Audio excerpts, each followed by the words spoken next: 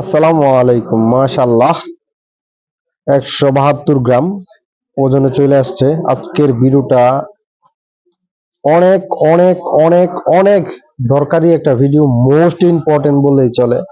কেননা কতদিন বয়সে কত গ্রাম ওজন থাকে সেটা অনেকে জানেন না, যে কতদিন লালন পালন করলে কতটুকু ওজন থাকবে এবং কতটুকু ওজন নিচে হয়ে গেলে আপনি বুঝবেন যে আপনার মুরগির সমস্যা আছে। আমরা বৈজ্ঞানিক শাস্ত্রে যেটা দেখতে পাই সেটা হলো মুরগির বয়স 5 দিন থাকা অবস্থায় 132 থেকে 135 গ্রাম ওজন হতে হবে প্রতিটা বাচ্চার ওজন। তো আমি চার্ট অনুযায়ী যা দেখলাম, মাশাল্লাহ এভারেজ 150 গ্রাম ওজন চলে আসছে ইনশাআল্লাহ।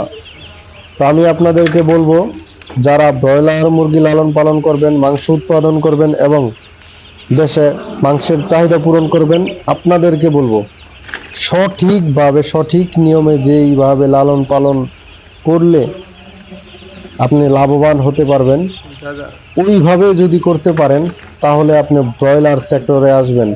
আরেকটা কথা আপনাদেরকে আমি বলে রাখি, যারা আমার ভিডিও কন্টিনিউ দেখছেন, লাইক কমেন্ট শেয়ার, একটা লাইকও যদি করেন সেটাও আমার কাছে নোটিফিকেশন আসে।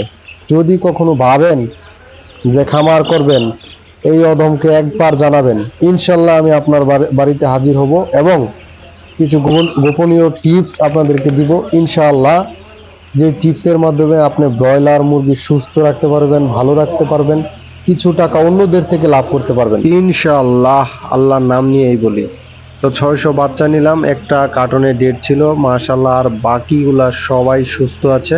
আপনারা দোয়া করবেন এবং ভালোবাসা রাখবেন মুরগির প্রতি এবং আমার জন্য দোয়া করবেন, যাতে আমি এগুলো পরিচালনা করতে পারি খুব ভালো করে এবং আমি আপনাদেরকে সবসময় সঠিক পরামর্শ দিতে পারি, সেই দোয়াই করবেন।